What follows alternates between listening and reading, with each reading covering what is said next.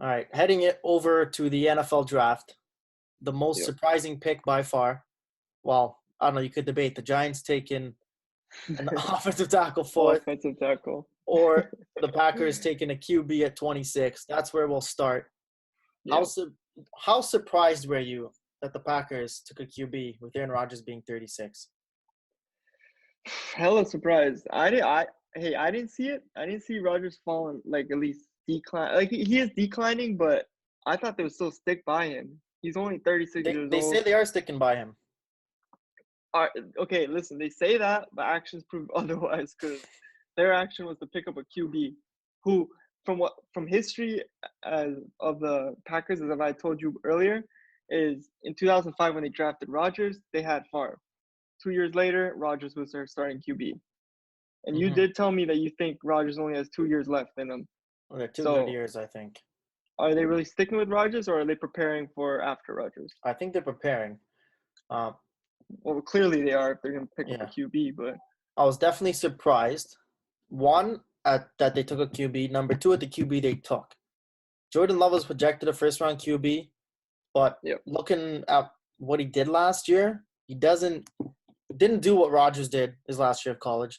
This guy threw 20 touchdowns, 17 interceptions, and didn't have a great 2019. After the coaching change, everybody said he struggled. Well, you're gonna have a coaching change in the NFL, and I know he's not gonna probably throw a pass for 2 years, well, meaningful pass. He'll probably Yep. get some. He'll get preseason Preseason action, and passes? Yeah. and he'll get some action if Green Bay goes up 30 points or down 30 points. Um, Yep. but I think it was the dual effect, them taking a QB and the QB that they took, right? If they had moved up, or even if they took Jalen Hurts, who slipped to the second round, I would have been less surprised if they took Jalen Hurts, I think. Really? I know. I was gonna say. I was surprised Jalen Hurts only made it. Like only got picked in the second. Yeah, I think there's But I questions guess. about his decision making. But like so last year I think it was what 2 games in Rodgers gets injured to the season.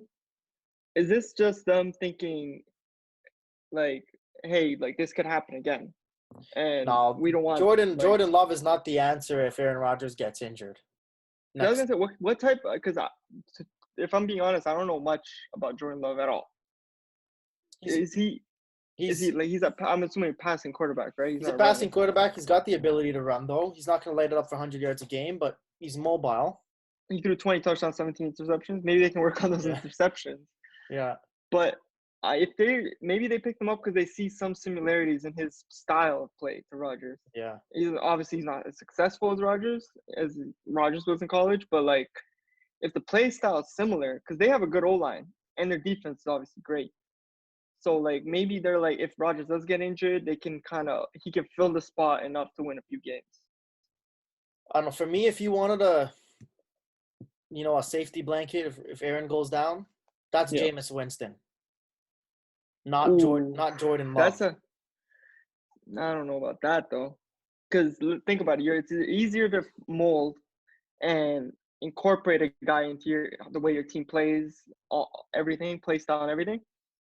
A guy who's first year in the NFL compared to a guy like James Winston, Can't who's teach already no played a dog few new years, tricks. established himself, has not an ego, but like you know, he He thinks of feels he's an himself NFL as a top quarterback. quarter. Yeah, Yeah. so like, how open is he going to be to? Okay, well, this is how we're playing in Green Bay, and this is what we want you to do. Well, I think of it more as I said to you a couple episodes ago, where I agree with some guys saying that Jameis should go to either Pittsburgh or Green Bay. Yeah, Probably better Pittsburgh. He's a lot more similar to Big Ben, but just to learn behind an elite QB and good QB coaches, right? And I think Jameis, if he had to step in for a couple games, would be a much better stopgap than Jordan Love at this point in their careers. Like Jordan Love is not going to be an NFL QB for at least a couple years, like ready to play yeah, in the NFL and effective, in my opinion. 28th but overall pick, come on. that's what I'm saying. As you said, also, you think Rodgers has about 2 years in him. So I don't think they brought in Love to be like a QB yet. Yeah, I that's think what I'm they saying. Because brought you him had in you to had mold said, him oh, to they his see the system. similarities, and if next year he gets injured, no, I don't. If Aaron Rodgers gets injured next year, I wouldn't be surprised if Jordan Love is not even the guy to go in. I don't know who the third string Really? is, but it's probably going to be a veteran of some sort, and I wouldn't be surprised if that guy goes in over Jordan So I was Love. gonna say if Because Rodgers, you don't want to harm a guy's development before he gets a chance, right? If he's not ready to go in, you don't Starting want to off throw early. you don't want to throw him in just because you need a QB in there. That can damage in any sport. You can damage a guy's development. Isn't that kind of what the Giants did though? Well, no, they put Daniel Jones in as a choice. Eli was not hurt. I said you should have kept Eli in there Yeah, to but tank, but a lot of people are thinking, is this a little too early to throw in Daniel Jones? Is yes, this going to ruin and his you know the way development? I feel about the Giants management, and that coach who made that decision, Pat Shermer, has been fired. So Yeah, but he won them the first 2 games he came.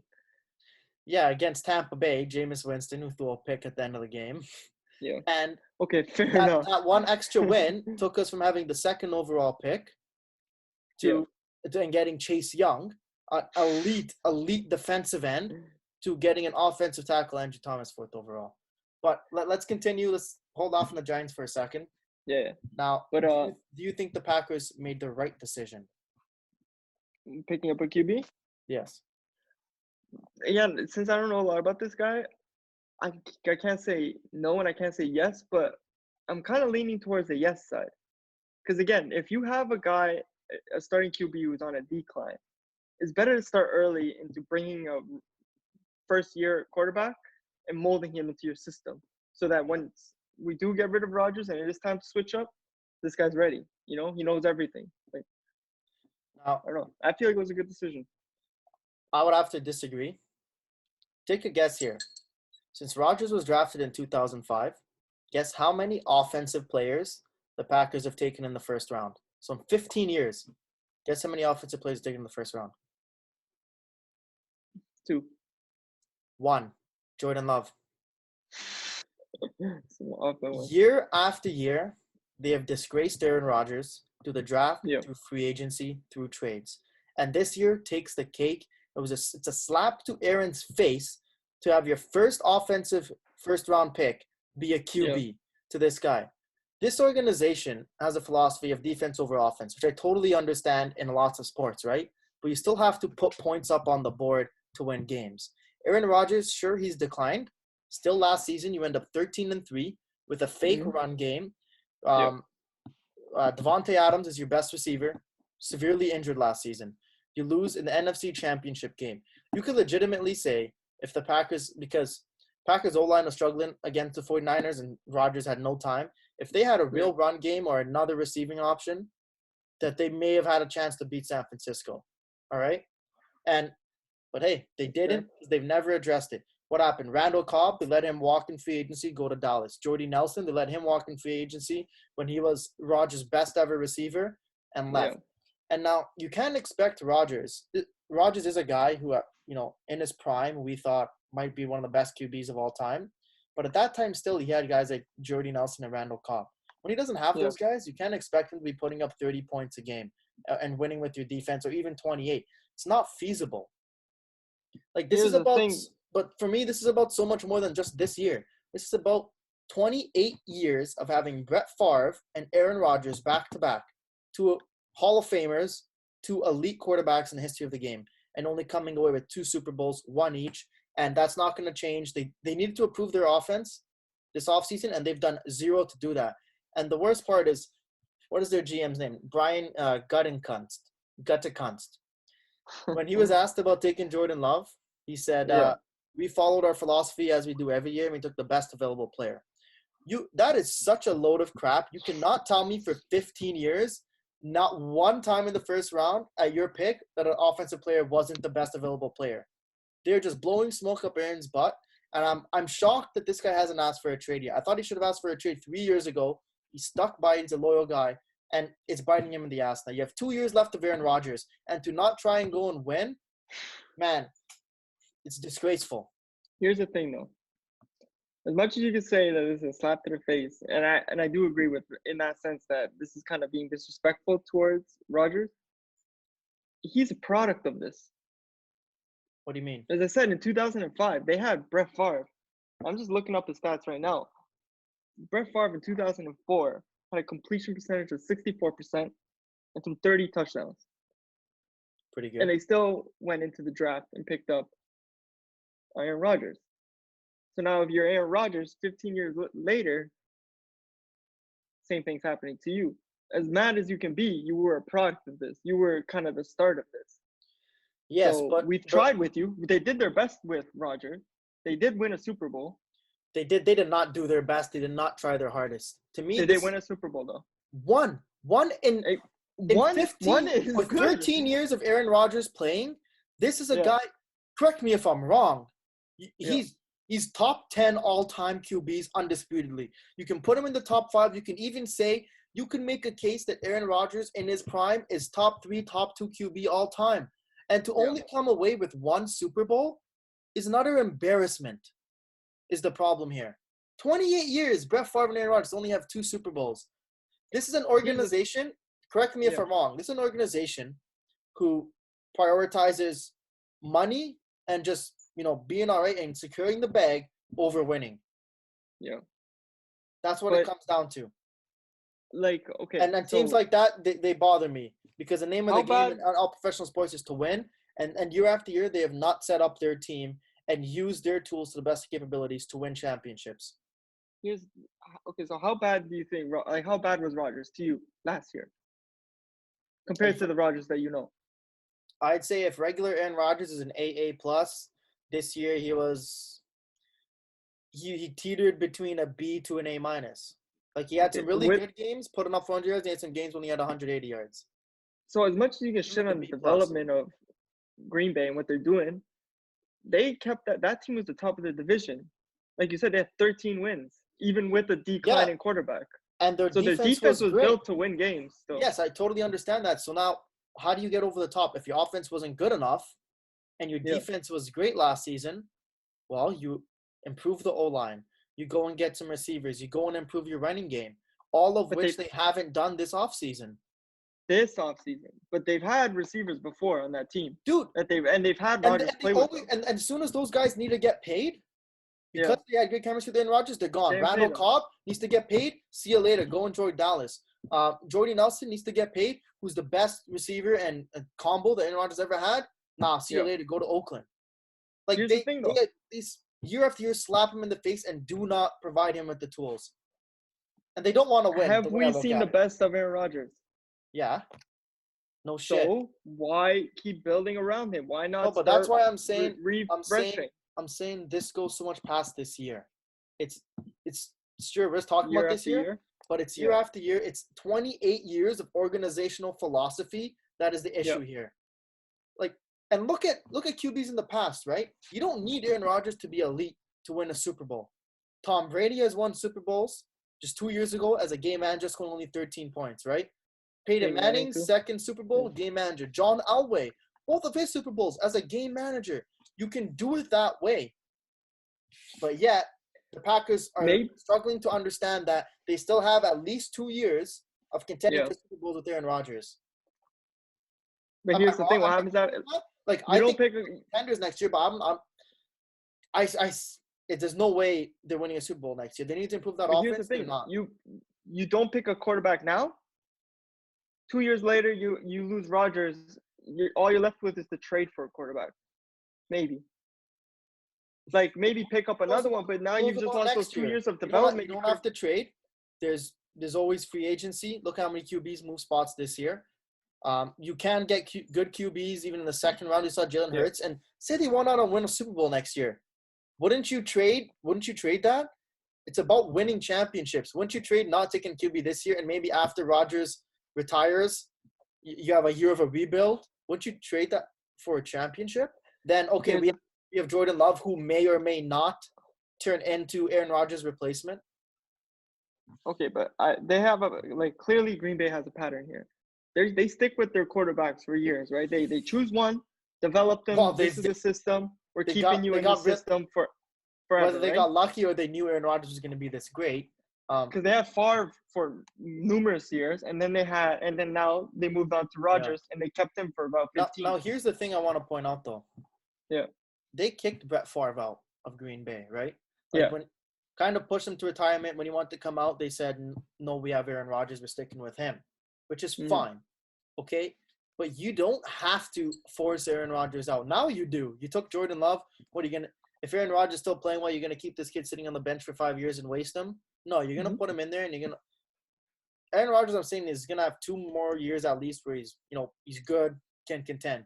It might be longer. He might still be a feasible QB after that. And if he's only just feasible, you can still get a higher QB 1 year, 2 years down the line. If you don't take a QB this year, you're not screwed for the rest of your future. But listen, I'm telling you, the Green Bay system does not work like that. The Green Bay system is broken. Draft a quarterback and work on him. You're going to say, oh, Aaron Rodgers got a Super Bowl. And to me, that's a loss. Only having one Super Bowl for this guy's career. They got a championship out of both their quarterbacks. Dude, you cannot tell me in 28 years having those two quarterbacks. I'm sorry to beat the same drum, but you cannot tell me that is a success, bro. I get it, but as you just told me right now, the best of Aaron Rodgers we have seen. You do not. You will not get a better Aaron Rodgers. No, for sure. What you had before. But you tell me this. Sure, his best is past him. But do you think if they give him the tools, he could still win a Super Bowl? At this point, no. What? A Super Bowl, no. Last season, you don't think if he actually had a running game and some receivers that they could have potentially beat San Francisco? And then go on to beat Kansas City? Well, you never know. That's where I'm aiming at. You got to look at the landscape. You don't just look at your you just fold then, eh? And that's what I don't like about team professional sports. To just fold. You're right there, and you say, look at. We're just talking about the Last Dance, right? Yeah. What did the Bulls do when the Pistons kept beating them? How the hell are we gonna beat these guys? Figure out what way, and you cater towards it. You build your team to beat them. Do whatever you can, right? What did LeBron James do when the Celtics were beating him? All right, I'm going to Miami and do whatever I can to beat the Boston Celtics. And the Packers did the complete opposite. You're telling me they're just folding in. They're waving the white flag. Beast, bro. Waving the white flag. See you later. Listen, if they can, what's it called? If they just drafted Love. If they can get 60% from Love what they got from Aaron Rodgers, it's a success. You're not talking shit. Yes, I am. Like, if you get 60%, that's not that good. Aaron Rodgers? You were just talking about he's a top 10 of all time. Yeah, 60% of him though, I don't know. But I'm saying 80% is pretty good. I feel it's time to move on from the Rodgers era. Because he ain't gonna get you another championship. And for damn sure, if they got him a wide receiver, he was not gonna get it. See, but you're saying, they can't beat Kansas City, right? But Kansas City's defense is suspect at best, and we talked about how they suck at stopping the run, right?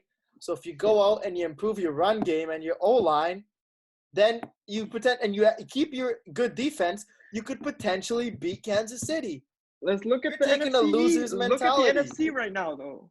The NFC just got Tom Brady, and now they're building a Tampa Bay that they think could contend for Super Bowl title. You're not working at your own. You don't have to beat all those teams. You don't have to beat all of Tampa Bay, New Orleans, and every single team in the division. Yeah, but you got to look at and the 49ers and the Seahawks and the Rams. You don't have to beat all 6 of those teams. You're gonna have to beat 3 of them. And the Packers almost did that last season, but their offense wasn't good enough.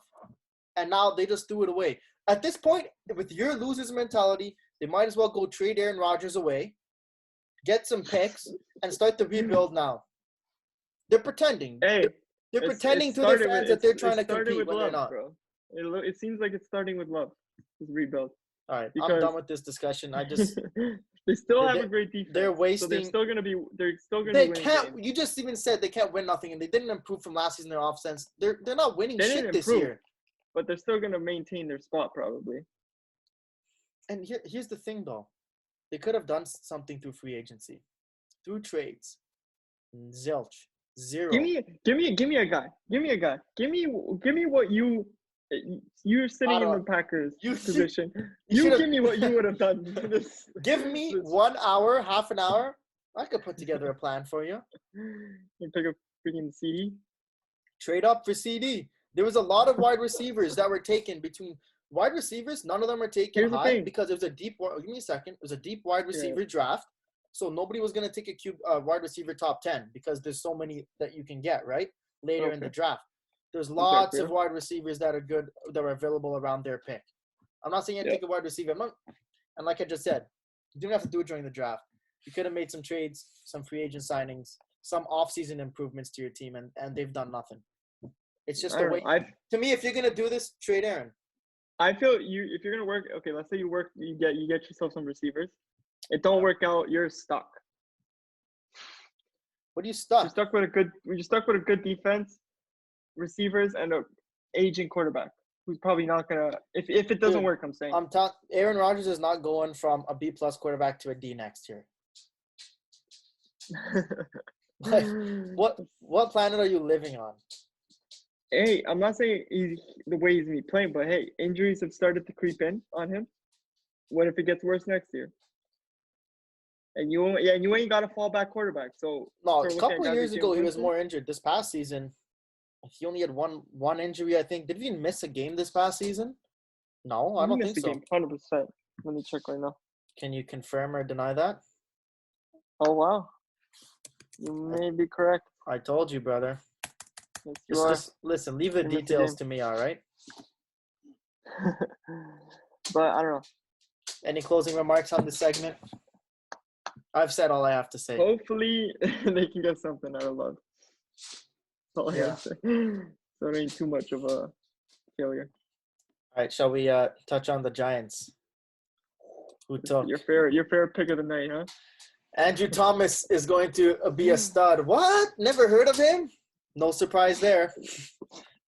So, just to give my spiel here, my issue isn't taking an offensive tackle in the first round. It's taking an offensive tackle 4th overall. And the offensive tackle they took, obviously I don't know much about offensive tackles going into the draft. Who am I, right? Yeah. But from all the scouting reports I read, this guy Andrew Thomas was ranked between 3rd to 5th out of offensive tackles heading into the draft. And the Giants somehow said they had 3 offensive tackles ranked the same. Now, to me, it's a failed draft and a failed offseason plan because they weren't able to move down in the draft. You want to take an offensive tackle and you have 3 guys ranked the same? Fine. Move down to 10, 15. You're still going to get one of those 3. But the fact that everybody knew, okay, obviously they're not going to take a QB, right? They didn't want a cornerback. They didn't want whatever else was available at the top of the draft. They put out a fake smoke screen that they were heavily scouting Justin Herbert. Who's going to believe that? You just took Daniel Jones last year. You're going to take Justin Herbert 4th overall now this year? Like, it's not feasible. So it's just terrible management from David Gettleman and the Giants to get forced into taking offensive tackle 4th overall. Like, there's no other way you could have figured this out. It's just embarrassing. But it kind of shows that they're kind of all in with Daniel Jones, no? Yeah, no shit. Tell me something I don't know. No, but I'm saying, like, they took like 4 offensive tackles. I know our offensive line has been atrocious for 3 or 4 years. Yeah. But to take an offensive tackle 4th overall is just, I don't know. It's not the right decision to me. I would agree. But then again, the 4th pick, that's a little crazy. But then what do you do if you're the Giants, right? You're stuck with the 4th overall pick because you don't know how to coordinate an offseason. So, give me 1 second. Sorry. Well, what would you? So as I was saying there, you get stuck with the 4th overall pick. You don't need a QB. Chase Young is taken at number 2. I forget his name, but the elite cornerback was taken at number 3. You pigeonhole yourself. Like, you need an offensive tackle. Do you go and just take somebody else? Like, it's the position they put themselves in tough. And I don't know, maybe they had to. They felt like they had to at that point. They're comfortable with it. But what would you have done if you need offensive tackle help? You're stuck with the 4th overall pick. Do you still take that guy, or do you take somebody else, best available player? I don't like. Okay, so if they're going all in on Daniel Jones, what if they given they gave him an offensive tackle, but maybe built some weapons on the receivers, maybe a running back, right? Well, you have Saquon Barkley. What do you mean running back? Sorry, receivers. Yeah. Like, because like as elite as the running game is. Yeah.